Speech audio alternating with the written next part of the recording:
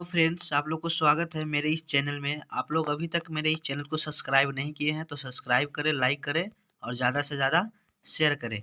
हम लोग आज 10th क्लास का संस्कृत चैप्टर 1 का ऑब्जेक्टिव क्वेश्चन करेंगे, जो पहला चैप्टर है मंगलम पाठ।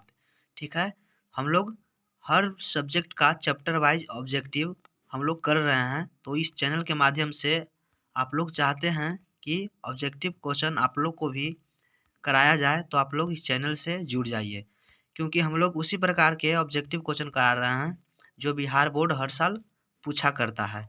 ठीक है, तो हम लोग आज संस्कृत का चैप्टर 1 का 25 ऑब्जेक्टिव करेंगे, 20 ही ऑब्जेक्टिव करेंगे। ठीक है, 25 नहीं है, 20 ही ऑब्जेक्टिव है, जो वीवीआई निकाला गया है, जो हर साल बिहार बोर्ड पूछता है। ठीक है, तो हम लोग इस वीडियो में 20 ऑब्जेक्टिव करेंगे संस्कृत से चैप्टर 1 का।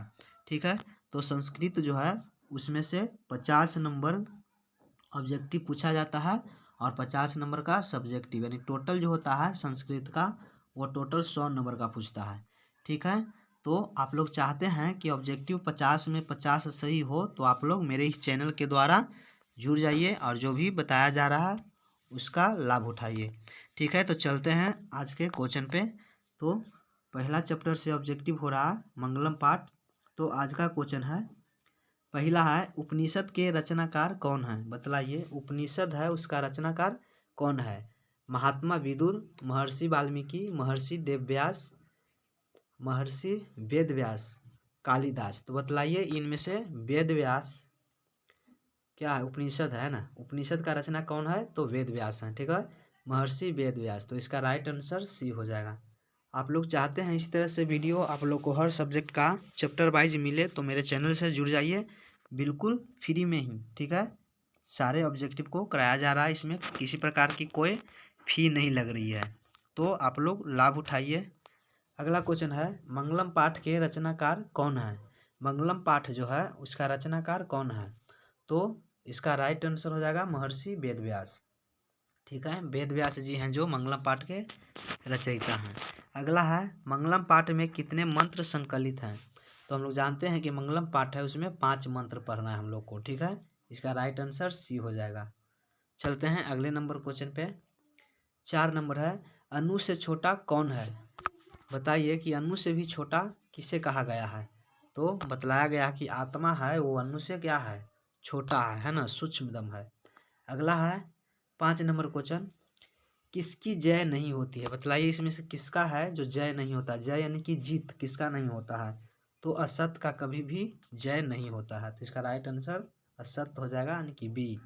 ठीक है, तो आप लोग अभी तक सब्सक्राइब नहीं किए हैं तो सब्सक्राइब करें और बेल आइकन को ऑन करें, ताकि इस पे जो भी वीडियो डाला जाए वह सबसे पहले आप तक पहुंच पाए। इसमें बिल्कुल अपने भाषा में है ना पढ़ाया जा रहा है, इसमें किसी प्रकार की कोई डाउट नहीं रहने वाली है। अगला क्वेश्चन है, बहती नदी कहाँ मिलती है?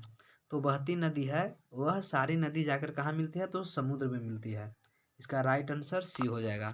अगला नंबर क्वेश्चन है, जंतु के हृदय रूपी गुफा में क्या स्थित है? मतलब जंतु के हृदय रूपी गुफा में क्या स्थित है? तत्व, शरीर, देवता, राक्षस। तो हम लोग जानते हैं कि जंतु के जो हृदय रूपी गुफा है उसमें क्या स्थित है? तो इसका राइट आंसर ए हो जाएगा, तत्व। चलते हैं 8 नंबर क्वेश्चन पे। ब्रह्मा को प्राप्त करने के विषय में बताया गया है। बताइए इसमें से कि ब्रह्मा को प्राप्त करने के विषय में किसमें बताया गया है? कंठोपनिषद में, ईशावास्य उपनिषद में, श्वेताश्वतर में, मुंडकोपनिषद में। तो ब्रह्मा को प्राप्त करने के विषय में जो बताया गया है वह मुंडकोपनिषद में बतलाया गया है। इसका राइट आंसर डी हो जाएगा। चलते हैं 9 नंबर क्वेश्चन पे।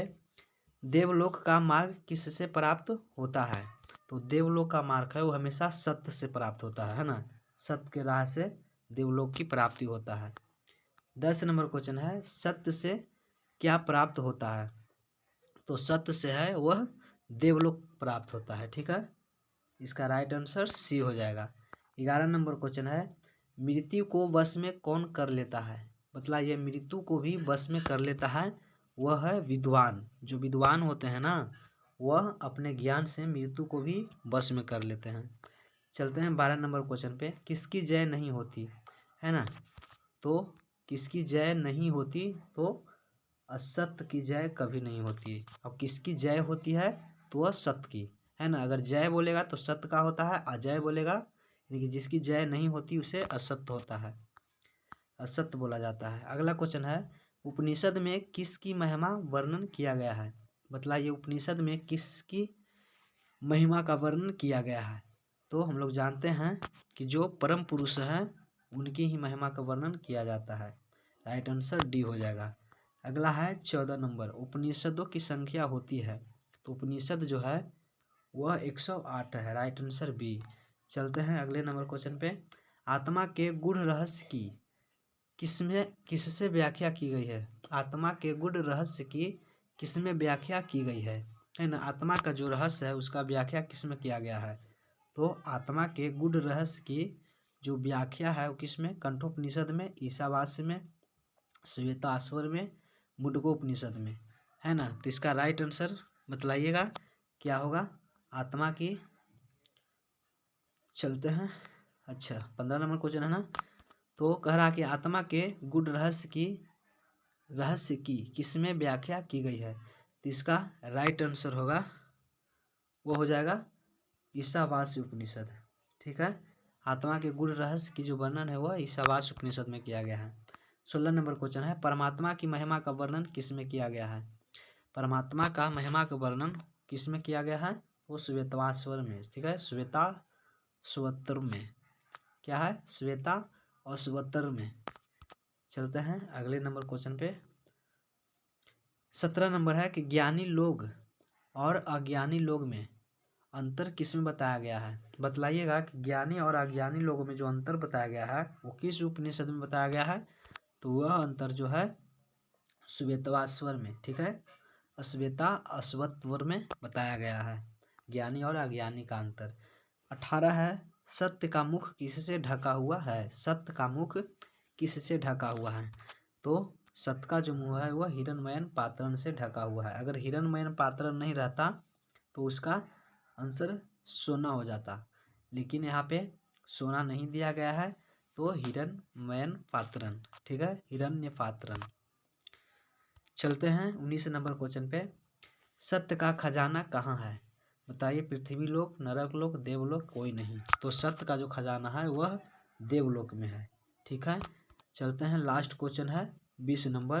कह रहा कि वेद कितने प्रकार के हैं। तो वेद है वो 4 प्रकार के हैं। हम लोग जानते हैं कि वेद 4 प्रकार के हैं।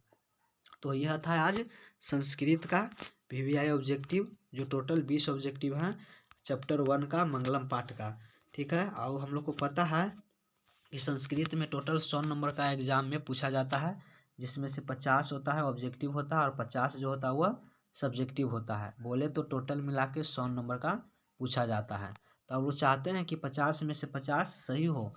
तो जो भी इस चैनल के माध्यम से सब्जेक्ट का चैप्टर वाइज ऑब्जेक्टिव कराया जा रहा है उसका लाभ उठाए, बिल्कुल फ्री में, किसी भी प्रकार की कोई फ़ी नहीं लग रही है। ठीक है, तो मिलते हैं अगले वीडियो में।